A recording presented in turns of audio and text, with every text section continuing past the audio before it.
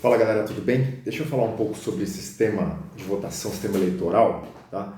Porque as pessoas confundem um pouco e é importante que se saiba. Em primeiro lugar, o sistema eleitoral não tem nada a ver com democracia ou não, né? O sistema eleitoral é a forma pela qual os cargos são preenchidos, tá?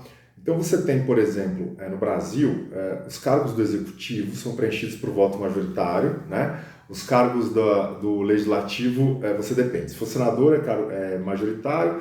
Se for deputado e, no caso estadual, né, deputados estaduais e também vereadores, no caso da cidade, é votação proporcional, tá? O Brasil adota, na verdade, um misto de métodos, tá? Existem vários métodos no mundo inteiro para ocupação de cargos. O Brasil adota dois, que é o método Jefferson e o método D'Hondt, tá? Não vou entrar nesses detalhes porque é só a forma de cálculo, né? Então é bem complicado. Poucas pessoas sabem e entendem, tá? Mas, basicamente, o que acontece? Hoje, quando você vota para um deputado ou para um vereador, não necessariamente quem tem mais votos vai ganhar, tá? E por que isso? Tem uma certa lógica por trás disso, tá? Vamos dar um exemplo. Imagina que tenha um deputado, um vereador, por exemplo, que é a favor do porte de armas, tá? Óbvio que essa matéria sequer é da cidade, mas só para tentar deixar bem claro, assim, por exemplo. Ele é a favor do porte de armas, tá? Ele é de um determinado partido, né? E aí, 10 candidatos desse partido participam das eleições, ele tem 5 milhões de votos, ou seja, a população inteira está mostrando que quer a favor do porte de armas, só que só votou nele, não votou nos outros do partido dele que também apoiam essa proposta. E aí ele é eleito, e todos os outros que foram eleitos não são do partido dele, são de outros partidos, que não são a favor da proposta. Então você tem a população em peso querendo uma determinada proposta, mas sem representatividade. E aí, de repente, vai ter 54 votos contra e só um a favor, que foi um de 5 milhões, que deveria valer mais, mas não vale, tem o mesmo peso dos outros votos. Então é por conta disso que existe a votação proporcional, tá? Ela não é absurdamente ruim em todos os casos. Obviamente que a utilização das regras acaba gerando aí umas excrescências. Então você acaba tendo pessoas que são muito votadas que puxam pessoas totalmente irrelevantes para a política, né, que é o chamado efeito tiririca.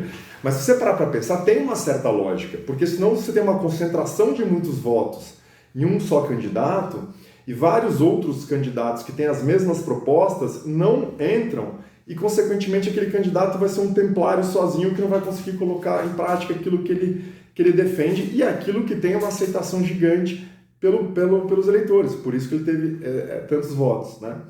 Mas o que está acontecendo aí é que está se mudando um pouco a forma, né? E a ideia é que se vá para o tal do distritão. O que é o distritão? O distritão, na verdade, você tira isso e vão ser eleitos efetivamente as pessoas que tiverem mais votos, tá? Independentemente do partido, não conta mais voto para o partido nem para a coligação, voto conta para a pessoa, é personalíssimo, tá?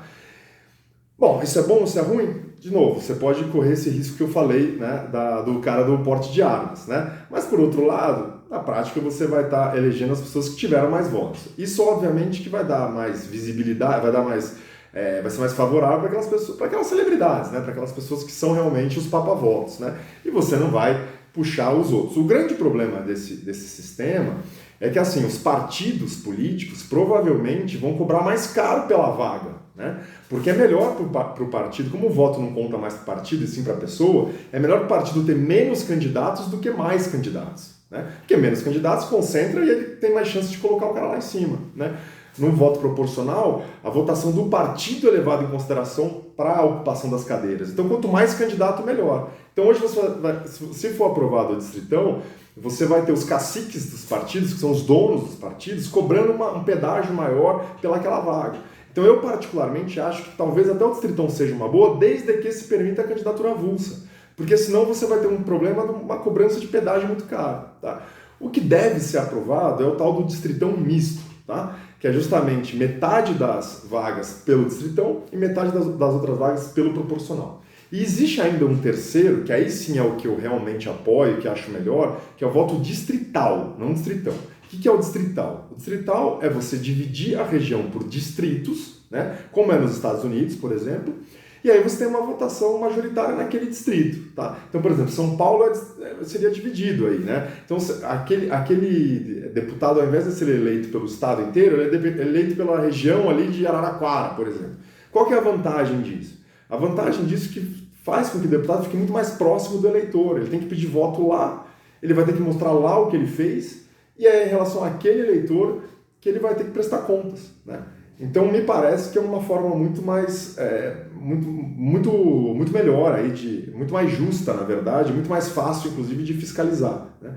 Mas acho que a gente está muito longe de conseguir aprovar o voto distrital, né? O que deve ser aprovado é justamente esse tal do distritão misto, que para mim é um perigo, né? Porque na prática o que vai acontecer é que os caciques dos partidos vão querer cobrar muito caro por cada vaga, né? Quanto menos candidato, melhor, né? Porque aí você tem uma concentração de votos naquele candidato. Tá bom? Valeu, abraço.